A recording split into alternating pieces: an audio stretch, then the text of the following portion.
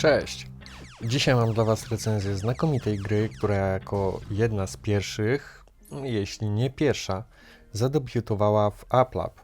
Dzisiaj, czyli 1 września, wychodzi ona z AppLab z wczesnego dostępu i debiutuje oficjalnie w sklepie Metastore lub Oculus Store, jak to woli, w formie pełnej gry. A ja na tę okazję premiery w pełnej formie mam dla Was 4 klucze od studia Myron Software, za co serdecznie dziękuję. Aby zgarnąć swój klucz do gry Daysim, wystarczy, że zostawicie komentarze pod filmem.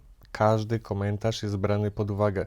Możecie napisać, co Was zaciekawiło w tej grze, lub czy lubicie tego typu gry, lub po prostu się przywitać.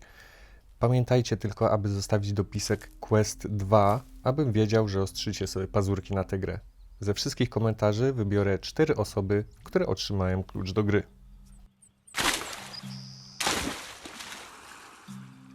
Go away!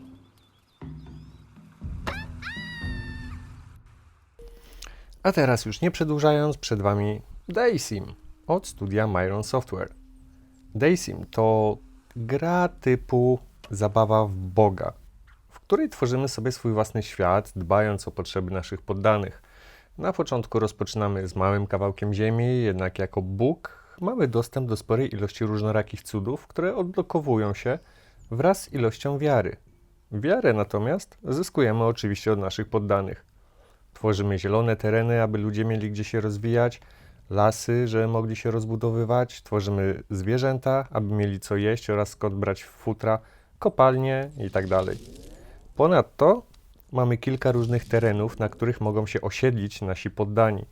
Zielone tereny, zimowe, sawanne, pustynie. Ponadto, jeśli wokół np. zielonych terenów utworzymy las pełen drzew wiśni, to nasi osadnicy będą kulturą japońską.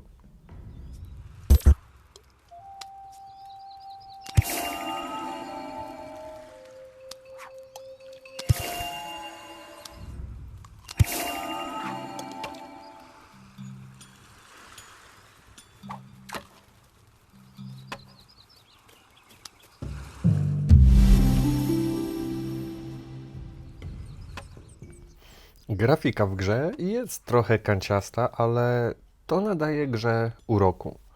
Widać, że twórcy skupili się przede wszystkim na gameplayu i możliwości rozbudowy naszego świata. Cieszy oko też to, że każda kultura w naszym małym VR-owym świecie jest inna w zależności od tego, na jakim terenie się rozwinie. Dla przykładu, jeśli osada powstanie wokół kwiatów wiśni, to architektura będzie nawiązywała do kultury japońskiej. Natomiast z drugiej strony, jeśli osadnicy założą wioskę na terenach zimowych, ich wygląd oraz architektura będzie nawiązywała do wikingów. Ponadto zwierzęta również różnią się w zależności od tego, w jakim biomie je umieścimy. Miśki polarne utworzymy na terenach zimowych, ale nie na sawannie, bo tam prym wiodą słonie.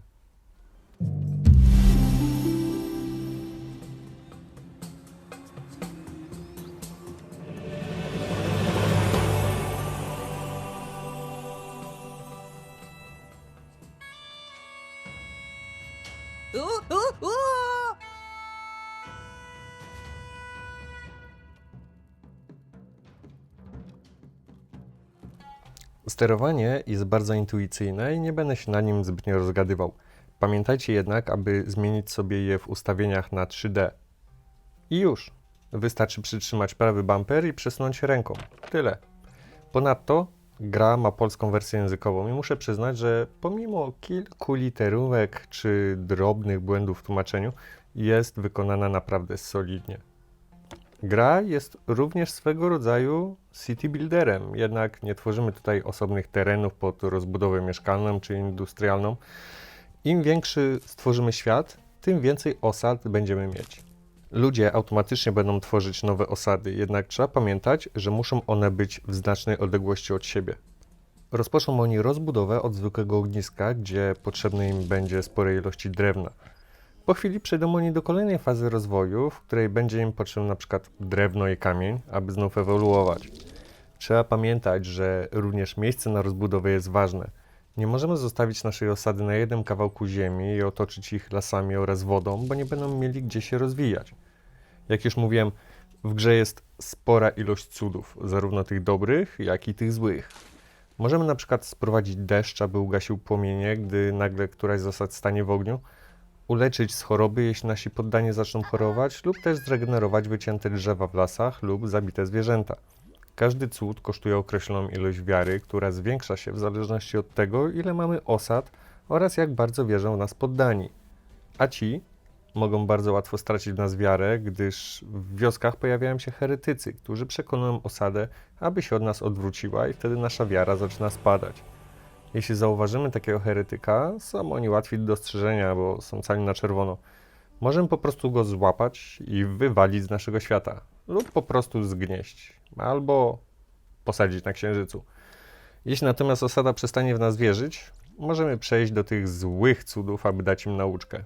Mamy tu szarańcze, zarazę, błyskawice, zły omen. Raz, dwa nasi poddani zmienią nastawienie do nas, gdy zobaczą, że odwrócenie się od swojego Boga równa się z doświadczeniem Jego gniewu.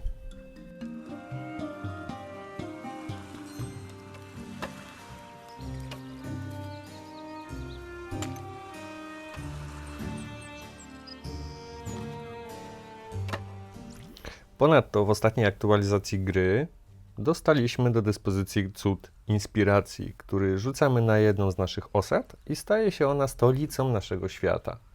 To tam zarządzają król i królowa oraz to tam tworzy się i zbiera armia, aby przejmować inne utworzone osady i wcielać je jako dzielnice głównej stolicy.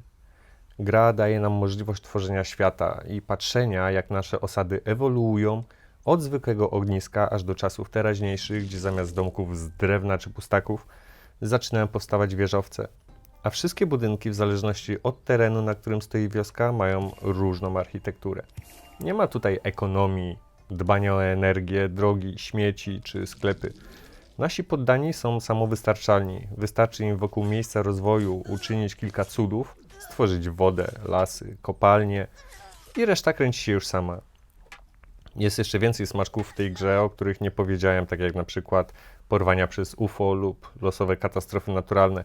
Jednak nie chcę wam psuć zabawy. Polecam każdemu grę Daysim. Jest to świetna, odprężająca gra, w której możemy pograć siedząc wygodnie w fotelu oraz która za każdym razem jest inna. Wszystko zależy tutaj od tego, jak i gdzie utworzymy poszczególne elementy otoczenia dla naszych poddanych. To wszystko na dzisiaj. Pamiętajcie o zostawieniu komentarza z dopiskiem Quest 2, jeśli chcecie zgarnąć kluczyk do gry dla siebie. Mam nadzieję, że chociaż trochę zachęciłem was do sprawdzenia gry. Ja się już z wami żegnam. Trzymajcie się ciepło i słyszymy się w kolejnym odcinku. Cześć!